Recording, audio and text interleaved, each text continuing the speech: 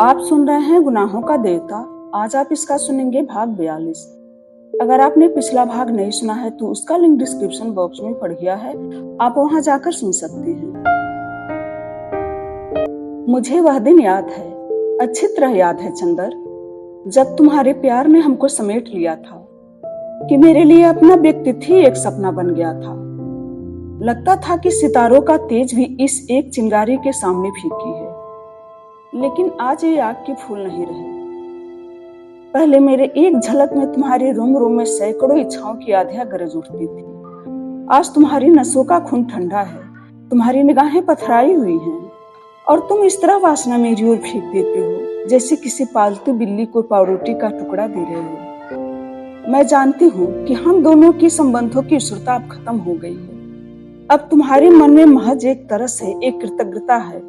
और कपूर, मैं यह स्वीकार नहीं कर सकूंगी। क्षमा करना, मेरा भी स्वाभिमान है। लेकिन मैंने कह दिया कि मैं तुमसे छिपाऊंगी नहीं। तुम इस भ्रम में कभी मत रहना कि मैंने तुम्हें प्यार किया था। पहले मैं भी यही सोचती थी। कल मुझे लगा कि मैंने अपने को आज तक धोखा दिया है। मैंने इधर तुम्हारी खिन्नता के बाद अपने जीवन पर बहुत सोचा, तो मुझे लगा कि प्यार जैसे अस्थाई और गहरी भावना शायद मेरे जैसे रंगीन और बहिर्मुखी स्वभावशाली के लिए है ही नहीं। प्यार जैसी गंभीर और खतरनाक तूफानी भावना को अपने कंधे पर ढोने का खतरा देवता या बुद्धिहीन ही उठा सकती हैं। तुम उसे वहन कर सकते हो, कर रहे हो। प्यार की प्रतिक्रिया भी प्यार का ही परिचायक है कपूर। मेरे लिए आंसुओं की लहरों में डूब जाना संभव नहीं। या तो प्यार आदमी को बादलों की ऊंचाई तक ले जाता है या स्वर्ग से पाताल में फेंक देता है। लेकिन कुछ प्राणी हैं जो न स्वर्ग के हैं न नरक के। ये दोनों के बीच में अंधकार की परतों में भटकते रहते हैं। वे किसी को प्यार नहीं करते, छायाओं की पकड़ने का प्रयास करते हैं, या शायद प्यार करते हैं या निरंतर अनुभूत के पीछे दीवाने रहते हैं और प्यार बिल्कुल करते ही नहीं। उनको न दुख होता है न सुख। उनकी दुनिया में केवल संशय, अस्थिरता और प्यास होती है कपूर। मैं उसी अभागे लोक की एक प्यासी आत्मा थी। अपने एकांत से घबराकर मैंने तुम्हें वाहुपास में बात कर तुम्हारे विश्वास को स्वर्ग से खींच लाई थी। तुम स्वर्ग भ्रष्ट देवता भूलकर मेरे अपसप्त लोक में आ गए थे। आज मालूम होता है कि फिर तुम्हारे विश्वास ने पुकारा है। मैं अपने प्यास में खुद धधक उठूं, लेकिन मैंने तुम्हें अपना मित्र माना था। तुम पर मैं आँच नहीं आने देना चाहती। तुम मेरे योग्य नहीं। तुम अपने विश्वासों के लोक में लौट जाओ। मैं जानती हूँ कि तुम मेरे लिए चिंतित हो, लेकिन मैंने अपना रास्ता निश्चित कर लिया है। स्त्री बिना पुरुष के आश्रय के नहीं रह सकती। उस अभागी को जैसे प्रकृति ने कोई अवसाद दे दिया है। मैं थक गई हूँ इस प्रेम लोक की भटकन से। मैं अपने पति के पास जा रही हूँ। वे क्षमा कर देंगे, मुझे विश्वास है। उन्हीं के पास क्यों जा रही हूँ? इसीलिए मेरे मित्र कि मैं अब सोच रही हूँ कि स्त्री स्वाधीन नहीं रह सकती। उसके पास सतीत्व के सिवा कोई चारा नहीं। जहाँ जरा स्वाधीन हुई कि बस उसी अंधकूप में जा पड़ती है जहाँ मैं थी। वह अपना शरीर भी खोकर तृप्ति नहीं पाती। फिर प्यार से तो मेरा विश्वास जैसे उठा जा रहा है। प्यार अस्थायी नहीं होता। मैं ईसाई हूँ, पर सभी अनुभवों के बाद मुझे पता लगता है कि हिंदुओं के यहाँ प्रेम नहीं वरन धर्म सामाजिक परिस्थितियों के आधार पर विवाह की रीत बहुत वैज्ञानिक और नारी के लिए सबसे ज्यादा लाभदायक है। उसमें नारी को थोड़ा सा बंधन चाहे क्यों न हो, लेकिन दायित्व रहता है, संतोष रहता है। वो अपने घर की रानी रहती है। काश कि तुम समझ पाते कि खुले आकाश में इधर उधर भटकने के बाद, तूफानों से लड़ने के बाद मैं कितनी आतुर हो उठी हूँ बंधनों के लिए और किसी सशक्त डाल पर बने हुए सुखद सुकोमल नीड़ में बसेरा लेने के लिए। हर नारी के जीवन में वह क्षण आता है और शायद इसीलिए हिंदू प्रेम की बजाय विवाह को अधिक महत्व देते हैं। मैं तुम्हारे पास नहीं रुकी। मैं जानती थी कि हम दोनों के संबंध में आरंभ से ही इतनी विचित्रताएं थी कि हम दोनों का संबंध अस्थायी नहीं रह सकता था। फिर भी जिस क्षणों में हम दोनों एक ही तूफान में फंस गए थे, वे क्षण मेरे लिए अमूल्य निधि रहेंगे। तुम बुरा न मानना। मैं तुमसे जरा भी नाराज नहीं हूँ। न अपने को गुनहगार मानती हूँ, न तुम्हें। फिर भी अगर तुम मेरी सलाह मान सकते हैं तो मान लेना।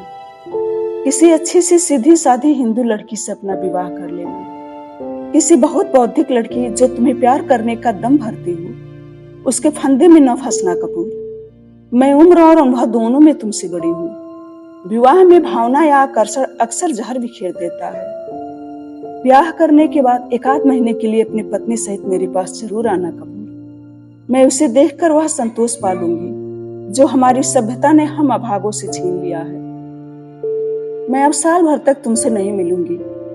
मुझे तुमसे अब डर भी लगता है, लेकिन इस बीच तुम बर्टी का ख्याल रखना, कभी कभी उसे देख लेना। रुपए की कमी तो उसे न होगी। बीबी भी उससे ऐसी मिल गई है जिसने उसे ठीक कर दिया है। उस अभागे भाई से अलग होते मुझे कैसा लग रहा है, यह तुम जानते अगर तुम बहन होती। अगला पत्र तुम्हें तभी लिखूंगी जब मेरे पति से मेरा समझौता हो जाएगा। नाराज तो नहीं हो। परमिला डिक्रूज। चंदर पम्मी को लौटाने नहीं गया, कॉलेज भी नहीं गया। एक लंबा सा खत बिनती को लिखता रहा और इसकी प्रतिलिपि कर दोनों नत्थी कर भेज दिए और उसके बाद थक कर सो गया बिना खाए। गर्मियों की छुट्टियां हो गई थी और चंदर छुट्टियां बिताने दिल्ली गया था। सुधा भी आई हुई थी, लेकिन चंदर और सुधा में बोलचाल नहीं थी। एक दिन शाम के वक्त डॉक्टर साहब ने चंदर से कहा, चंदर, सुधा इधर बहुत अनमनी रहती है, जाओ इसे कहीं घुमा लाओ। चंदर बड़ी मुश्किल से राजी हुआ। दोनों पहले कनॉट पैलेस पहुंचे। सुधा ने बहुत फीकी और टूटती आवाज में कहा, यहाँ बहुत भीड़ है, मेरी तबीयत घबराती है। चंदर ने कार मुड़ा दी। शहर से बाहर रोहतक की सड़क पर, दिल्ली से 15 मील दूर। चंदर ने एक बहुत हरी भरी जगह पर कार रोक दी। किसी बहुत पुराने पीर का टूटा हुआ मजार था और कब्र के चबूतरे को फाड़कर एक नीम का पेड़ उगाया था। चबूतरे के 2-3 पत्थर गिर गए थे। 5-6 नीम के पेड़ लगे थे और कब्र के पत्थर के पास एक चिराग बुझा हुआ पड़ा था और कई एक सूखी हुई फूल मालाएं हवा से उड़कर नीचे गिर रही थी। कब्र के आसपास ढेरों नीम के तिनके और सूखे नीम के फूल जमा थे। सुधा जाकर चबूतरे पर बैठ गई। दूर दूर तक सन्नाटा था, न आदमी न आदमजात। सिर्फ गोधुली के अलसाए हुए झोंकों में नींद चरमरा उठती थी। चंदर आकर सुधा के दूसरी ओर बैठ गया। चबूतरे की इस ओर सुधा और उस ओर चंदर, बीच में चिर नीरव कब्र। सुधा थोड़ी देर बाद मुड़ी और चंदर की ओर देखा। चंदर एकटक कब्र की ओर देख रहा था। सुधा ने एक सूखा हार उठाया और चंदर पर फेंक के कहा, चंदर, क्या हमेशा मुझे इसी भयानक नरक में रखोगे? क्या सचमुच हमेशा के लिए तुम्हारा प्यार खो दिया है मैंने? मेरा प्यार? चंदर हंसा। उसकी हंसी उस सन्नाटे से भी ज्यादा भयंकर थी। मेरा प्यार? अच्छी याद दिलाई तुमने। मैं आज प्यार में विश्वास नहीं करता, या यह कहूं कि प्यार के उस रूप में विश्वास नहीं करता। फिर क्या? उस समय मेरे मन में प्यार का मतलब था त्याग, कल्पना, आदर्श। आज मैं समझ चुका हूं कि यह सब झूठी बातें हैं, खोखले सपने हैं। तब आज मैं विश्वास करता हूं कि प्यार के माने सिर्फ एक हैं, शरीर का संबंध। कम से कम औरतों के लिए। औरत बड़ी बातें करेंगी, आत्मा, पुनर्जन्म, परलोक और मिलन, लेकिन उसकी सिद्ध सिर्फ शरीर में है।